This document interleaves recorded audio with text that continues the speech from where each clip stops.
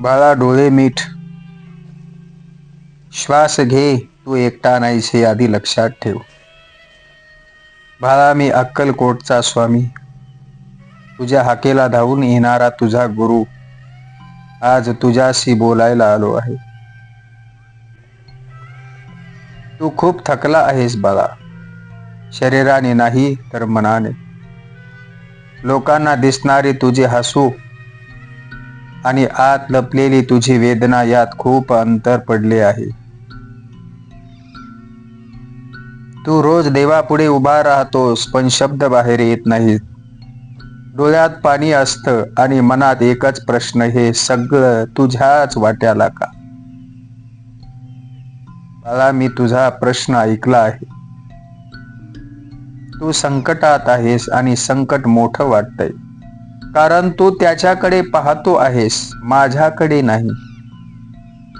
बाळा मी तुझ्या अगदी जवळ उभा आहे. तू मला पाहत नाहीस पण मी तुला क्षणोक्षणी पाहतो आहे. बाळा लक्षात ठेव, संकट हे साक्षी नसते, संकट हे शहाणपण शिकवायला येतं.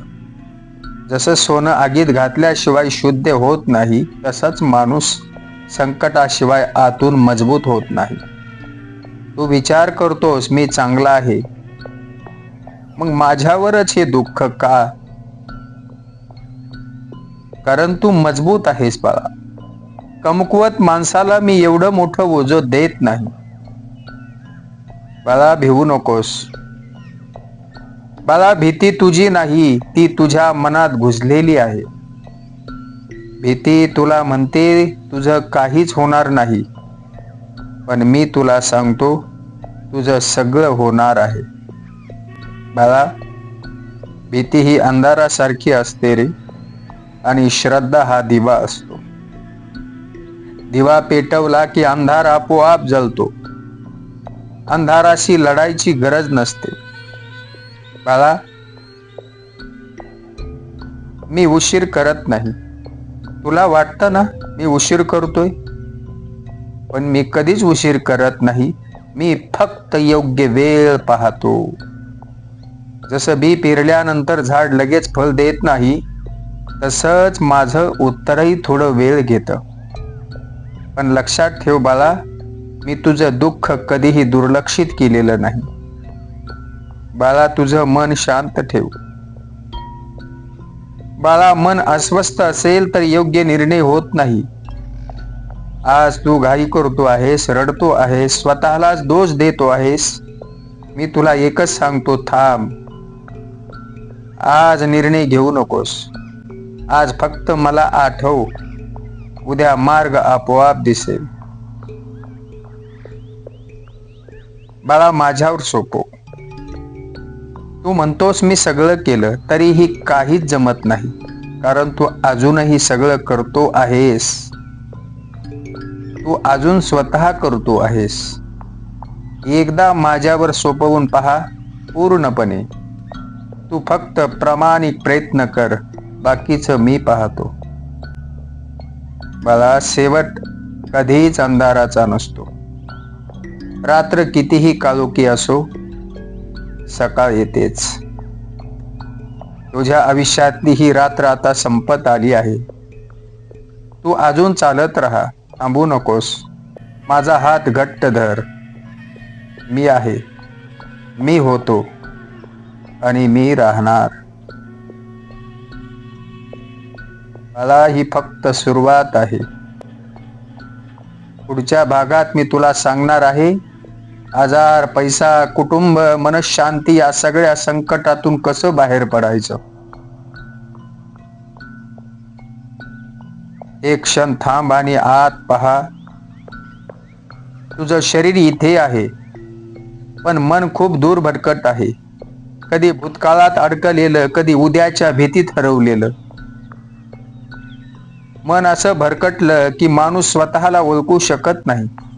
मी तुला एक गोष्ट सांगतो, संकट बाहेर नसतं, ते आधी मनात जन्म घेतं. मन शांत असेल तर मोठं दुःखही सहन होतं, आणि मन अस्वस्थ असेल तर छोटासा त्रासही पर्वतासारखा वाटतो. आज तुझ्या आयुष्यात जे काही अडथळे आहेत त्यापेक्षा मोठा अडथळा तुझ्या मनातला गोंधळ आहे. हा गोंधळ संपवायचा असेल तर आधी मनाला थांबवावं लागतं. बाळा, मनाला सतत प्रश्न विचारायची सवय लागली की उत्तर ऐकण्याची शक्ती कमी होते. घाईत घेतलेले निर्णय. आज तू घाई करतो आहेस, घाईत बोलतो आहेस, घाईत नातेसंबंध तोडतो आहेस आणि घाईतच स्वतःला दोष देतो आहेस. घाई हा संकटाचा सर्वात जवळचा मित्र असतो. मी तुला थांबवायला सांगतो, कारण थांबणं हार मानणं नसतं. थांबणं म्हणजे दिशा बदलणं असतं बाळा. वाहणाऱ्या नदीत उडी मारली की माणूस बुडतो, पण काठावर उभं राहून पाहिलं की मार्ग सापडतो. मग स्वामी, माझ्या बरोबरच असं का घडतं, असा प्रश्न स्वतःला पुन्हा पुन्हा विचारतोस. हा प्रश्न चुकीचा नाही बाळा, पण उत्तर शोधायची जागा तुझी चुकीची आहे. तू उत्तर लोकांकडून शोधतोस, परिस्थितीकडून शोधतोस, नशिबाकडून शोधतोस, पण उत्तर तुझ्या आत आहे. जे घडलं ते तुला कमी करण्यासाठी नव्हतं, ते तुला ओळखायला भाग पाडण्यासाठी होतं. दुःखाचं काम तुला तोडणं नाही, तुला थांबवणं आहे. जग खूप वेगात धावत असताना दुःख माणसाला थांबवून म्हणतं, आत स्वतःकडे पहा. तू सतत इतरांसाठी जगलास, इतरांच्या अपेक्षा पूर्ण करत राहिलास, पण स्वतःसाठी थांबलास कधी? दुःख तुझ्या आयुष्यात आलं याचा अर्थ तू चुकलास असं होत नाही. कधी कधी दुःख हे योग्य मार्गाचं सूचक असतं. भीती आणि कल्पना. तू जेवढं घाबरतोस तेवढं खरं संकट नसतं. बहुतेक संकट तुझ्या कल्पनेत तयार झालेली असतात. मन संकल्प करतं आणि त्या कल्पनाच तुला गिळून टाकतात. आज तू जे घाबरतो आहेस ते उद्या घडलेलंच असं नाही, पण भीतीमुळे आजच शांत क्षण तुटून जातो. बाळा, भविष्यात काय होईल यावर तुझा अधिकार नाही, पण आज तू कसा राहतोस यावर पूर्ण अधिकार आहे. संकटातून बाहेर पडायचं पहिलं पाऊल म्हणजे स्वीकार. हे माझ्या आयुष्यात आहे हे मान्य करणं म्हणजे हार नाही, हे शहाणपणाचं लक्षण आहे बाळा. जो स्वीकार करतो तो पुढे जातो, जो नाकारतो तो अडकतो. स्वीकार म्हणजे दुःखावर प्रेम करणं नव्हे, स्वीकार म्हणजे त्याच्याशी भांडण थांबवणं. जेव्हा तू गप्प बसतोस तेव्हा तुला भीती वाटते, कारण आतला आवाज बाहेर येतो, पण तो आवाज तुझा शत्रू नाही, तो तुला योग्य मार्ग दाखवतो. दिवसभराच्या गोंगाटात हा आवाज तुला ऐकू येत नाही, म्हणूनच मी तुला थोडं एकांत देतो. लोकांपासून नाही, गोंधळापासून दूर ठेवतो. माझ्यावर विश्वास ठेव. तू सतत विचार करतोस, पुढं काय, पुढं काय, पुढं काय. मी तुला सांगतो, आता काय. आता फक्त शांत राहा, आता फक्त प्रामाणिक राहा, आता सत्याशी तडजोड करू नकोस. पुढचं पाऊल मी दाखवीन. बाळा, मी वाट पाहायला लावत नाही वाया जाण्यासाठी, मी वाट पाहायला लावतो घडण्यासाठी. आज तू थकला आहेस पण संपलेला नाहीस. आज तू गोंधळात आहेस पण हरलेला नाहीस. तू चालत राहिलास तर मार्ग सापडेल, तू थांबलास तर भीती वाढेल. मी तुझ्या बरोबर आहे नेहमी. मी तुला सांगणार आहे, पैसा, आजार, नातेसंबंध आणि मानसिक ताण या संकटातून एक एक एक पाऊल कसं बाहेर पडायचं. तू आता थोडा शांत झालास, मनाचा गोंधळ कमी झालाय. आता आपण त्या प्रश्नाकडे पाहू ज्यांनी तुला आतून अस्वस्थ केलं आहे. जीवनात काही संकट मनात जन्म घेतात, पण काही संकट प्रत्यक्ष समोर उभी असतात. पैसा, आजार, नातेसंबंध ही 3 अशी ठिकाणं आहेत जिथे माणूस सर्वात जास्त घाबरतो, हादरतो. पैशाची गरज असते, पण पैशाची भीती नसावी. आज तुझी चिंता पैसा कमी आहे याची नाही, तर उद्या काय होईल या भीतीची आहे. पैसा नसणं कधीही माणसाला कमी ठरवत नाही, पण पैशामुळे स्वतःची किंमत कमी करणं हा खरा तोटा आहे. बाळा, पैसा हा साधन आहे, तो देव नाही. जेव्हा तू पैशाला सगळ्याच उत्तर मानतोस, तेव्हा तो तुला गुलाम बनवतो.